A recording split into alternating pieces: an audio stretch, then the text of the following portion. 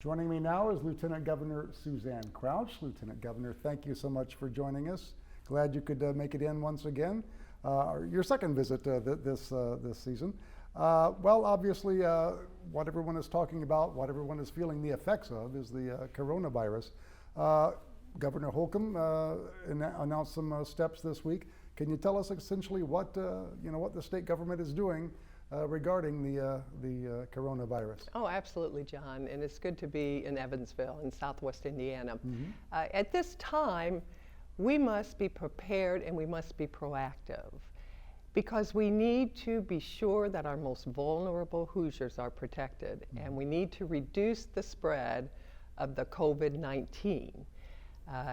The recommendations that the governor made in his executive order, some people may say are drastic, but we have to act, and we have to act now. And the reason for that is we have to plan as Hoosiers, and we have to act, and we shouldn't panic. Right. Because we are monitoring the situation, we're assessing it on a daily basis, we're following it globally. And John, globally, when you look at the trends, it's those cities and those countries that were decisive and responsive.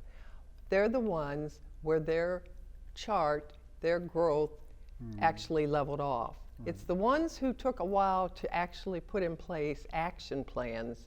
They're the ones who accelerated. So by doing so, you're going to save lives, and Governor Holcomb and I have acted and will act decisively and responsibly in order to save Hoosier lives. Now, those recommendations. I know some of those recommendations, things like limiting gatherings to 250 people. Right. Why is that important?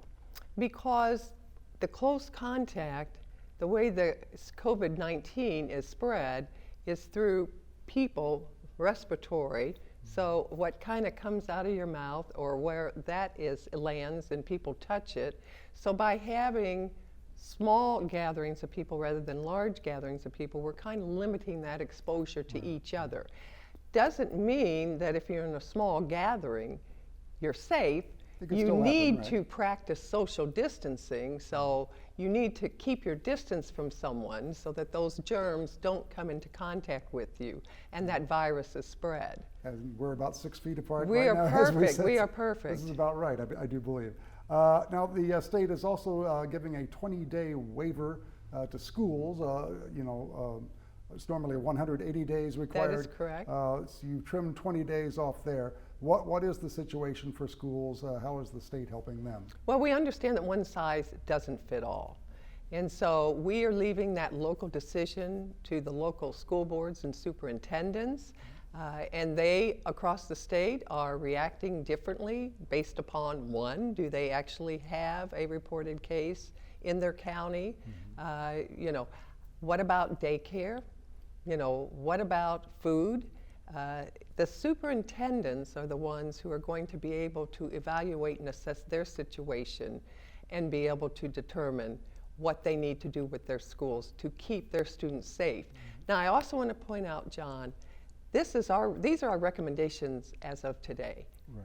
And we understand that this situation is going to continue to evolve and change, and we will be monitoring and assessing it, and we will be probably coming out with different recommendations as we move forward. But today, this is where we are. And the economic impact, before we went on, we were talking a little bit about hotels. Suddenly no one's staying at hotels in Indianapolis because of events getting canceled. Sure. The economic impact, it could be pretty severe. What does the state plan to do about that? Well, we know there's going to be an economic impact, and that is why the over $2 billion in reserves that the state of Indiana has is so absolutely important and critical, because those are funds that we can look at in terms of offering incentives or in terms of using them to recover from this COVID-19 virus. Unlike our neighboring states who don't have reserves, we're in that position where we're prepared for emergencies like this. We'll take the necessary steps to make sure that we come out of this hole. All right, Lieutenant Governor Suzanne Crouch, thank you so much for joining us. We'll be in touch, and have a good, stay healthy, I guess is the best advice. Thank you, John. I'd love to shake your hand, which is very difficult for me, but we aren't going to shake. Yes, indeed. Thank you very much. We appreciate You're it. welcome. Thank you.